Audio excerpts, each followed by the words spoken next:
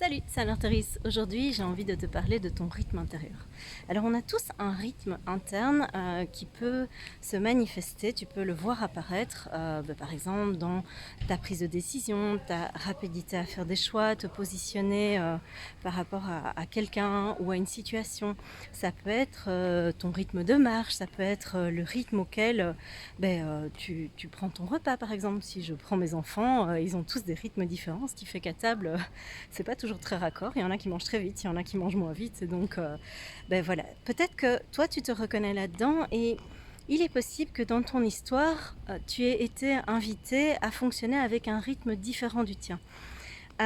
Soit parce que ton entourage avait un rythme plus rapide ou plus lent que ce qui instinctivement te correspondait.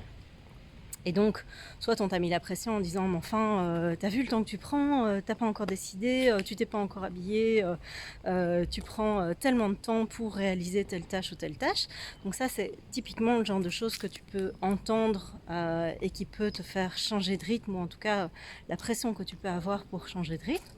Auquel cas, là, tu es entouré de personnes qui ont un rythme qui est plus rapide que le tien, et donc tu vas sentir un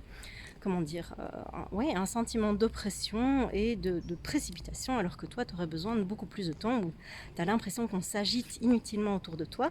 Et donc, c'est vraiment une question de rythme. Dans la prochaine vidéo, je t'expliquerai comment ça peut se passer justement dans le cas où tu es entouré de personnes où les rythmes ne sont pas forcément identiques, et comment est-ce que tu peux mettre des choses en place pour pouvoir justement fonctionner le mieux possible en groupe avec des rythmes différents. Mais ici dans cette vidéo, l'idée c'est vraiment de te retrouver dans ton rythme à toi. Et j'ai envie de te partager ce que j'ai vécu pendant les vacances. Là, je reviens d'une semaine de vacances avec Alexis, un ami. On était dans le sud de la France, on a fait de la randonnée, et c'est vraiment grâce à lui que j'ai repris conscience du fait que parfois j'oubliais mon propre rythme. On est parti randonner et au moment où on y était, le soleil tapait vraiment. Donc ici tu vois que c'est grand soleil, mais il doit faire 25 degrés. Là-bas, quand on était en train de faire de la rando, il devait faire facile autour des 35 degrés, pas d'ombre, un bon dénivelé. Et donc en fait, c'était vraiment pas évident de faire cette randonnée. On était parti pour une demi-journée de rando et on le savait et ça nous fait kiffer, on adore ça. Et donc voilà. Et à un moment dans cette rando, c'était deux espèces de boucles, une grande boucle et une plus petite d'1h30. On arrive à un point où il me dit est-ce que tu as encore envie de continuer la balade ou est-ce que tu préfères arrêter? Et moi je lui ai répondu assez naturellement non, il n'y a pas de problème, je suis encore capable d'avancer, je suis capable de terminer la balade.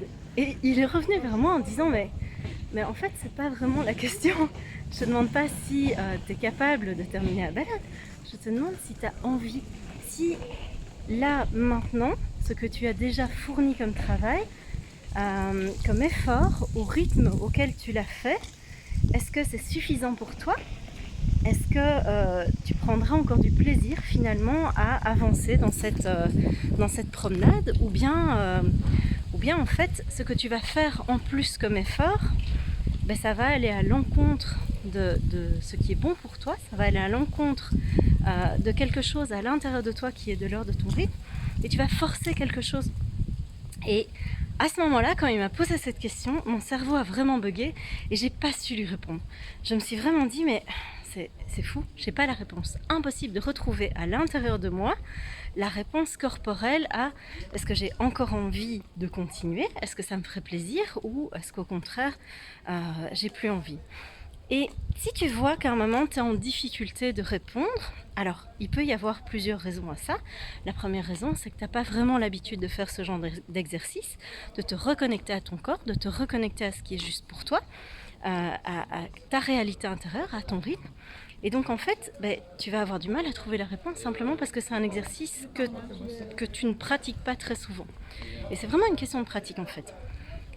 L'autre chose qui peut se passer, c'est que, et j'étais dans ce cas-là, c'est que tu as déjà été trop loin dans tes limites, tu as déjà été trop loin dans ce que tu étais capable de fournir comme effort, tu t'es déjà dépassé, et tu peux te reconnaître dans ce fonctionnement dans le cas où tu as l'habitude de fournir des efforts, d'avancer un peu en mode machine de guerre, Et quelque part, si tu es là-dedans, tu vas te dire, ok, je prends l'exemple de la promenade, il y a une promenade, il y a un début, il y a une fin, on avance, on termine la promenade et voilà.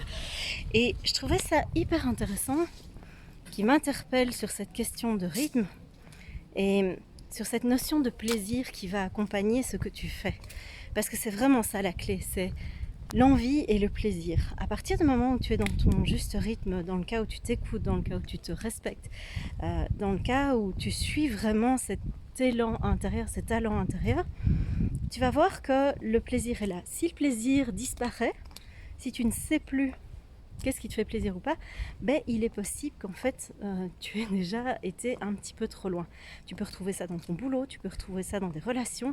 Et donc, ce que ce genre d'expérience va t'inviter à faire, c'est vraiment aller regarder à l'intérieur de toi qu'est-ce qui est bon pour toi, qu'est-ce qui te correspond. Et de nouveau, ici, il va falloir que tu te poses, que tu prennes le temps pour pouvoir faire ça. Il m'a fallu un bon 10 minutes, un quart d'heure pour pouvoir avoir la réponse. Donc moi, ce que je lui ai dit, c'est écoute, vu qu'il y a un petit plateau qui est prévu, on a encore une petite montée à faire et ensuite on va avoir un panorama. Je monte, je réfléchis, je regarde ce qui se passe à l'intérieur et dès que j'ai la réponse, je te le dis. Et en fait, quand je suis arrivée sur ce plateau, donc 10 minutes, un quart d'heure plus tard, j'avais eu le temps de me poser la question et j'ai pu récupérer la réponse qui était je suis déjà beaucoup trop loin en fait. J'ai démarré cette balade fatiguée avec un niveau d'énergie assez bas. J'étais déjà crevée et donc arrivée à ce niveau-là, en fait, la réponse a été très claire. Donc ce que je t'invite vraiment à faire, c'est pouvoir retrouver à l'intérieur de toi qu'est-ce qui te ferait envie, qu'est-ce qui te ferait plaisir et qu'est-ce qui est de l'ordre de ok, là c'est suffisant, là c'est assez. Il m'avait dit, mais en fait, l'idée c'est que à n'importe quel moment, tu peux t'arrêter, à n'importe quel moment, on peut se dire ok, c'est suffisant ce qu'on a fait, on n'est pas obligé de terminer cette balade. Et j'ai trouvé ça vraiment très très chouette comme retour, parce qu'en fait c'est quelque chose que j'avais un peu perdu de vue dans mon objectif à moi qui était on part pour une balade, on l'a fait en entier. En fait t'es pas obligé de faire les choses à fond tout le temps, t'es pas obligé de faire les choses jusqu'au bout à ton détriment. Et donc la deuxième invitation que je te lance, c'est vraiment de te demander si tu veux faire les choses jusqu'au bout, pourquoi ? Quel est le bénéfice que tu as là-dedans ? Pourquoi ? Qu'est-ce que tu vas en retirer de plus finalement ? C'était sa question. Est-ce que tu vas retirer quelque chose qui est vraiment juste waouh ? Est-ce que tu vas retirer un bénéfice qui vaut vraiment la peine que tu fasses cette dépense d'énergie d'1h30 en plus de balade ? Ou bien est-ce qu'on peut s'arrêter là et est-ce que c'est ok comme ça ? On descend en voiture et c'est ok comme ça. Est-ce que la dépense d'énergie que tu vas faire pour atteindre ton objectif va vraiment en valoir la peine ? Et ça peut se retrouver un petit peu partout dans ta vie. Et c'est vrai que j'ai pas mal de personnes qui viennent vers moi en disant je me suis engagée dans telle voie, de nouveau, que ce soit relationnelle, professionnelle, etc. Et je dois aller jusqu'au bout. Mais jusqu'au bout de quoi et pourquoi en fait ? Pour quelle raison sous prétexte que tu t'es engagé, tu dois arrêter de te respecter. Donc ça, c'est vraiment ce que j'avais envie de te partager aujourd'hui, c'est revenir vraiment à l'écoute à l'intérieur de toi et voir ce qui est de l'ordre de ton rythme intérieur, de tes besoins, de tes envies, de ton plaisir. La troisième et dernière chose que j'ai envie de te partager, c'est quelque chose qu'il m'a dit. C'est cette voix de la douceur envers toi. Ça m'a beaucoup touchée parce que c'est vraiment quelque chose que j'apprends et que je visite de plus en plus un petit peu partout dans ma vie depuis 2 ans maintenant, un peu plus. Et en fait, cette voie de la douceur, c'est vraiment de se poser la question de qu'est-ce qui serait finalement le chemin, l'option la plus douce envers moi-même ? Qu'est-ce qui serait le choix le plus doux, celui qui serait le plus dans la bienveillance envers moi-même que je pourrais m'offrir ? Donc c'est vraiment l'idée de faire le cadeau de cette voie de la douceur et de cette voie du non, c'est pas français, mais du fait de ne pas forcer, du non-forçage de quelque chose à l'intérieur de toi de te contraindre, de t'astreindre à faire un effort ou à fournir de l'énergie, à injecter du temps, de l'énergie, soit pour des personnes ou pour des situations où finalement tu vas pas t'y retrouver. Donc vraiment, ça c'est la dernière question que je t'invite à te poser, c'est qu'est-ce qui serait le plus doux pour toi? Là-dessus, je te laisse et on se retrouve très très vite pour une nouvelle vidéo. Ciao!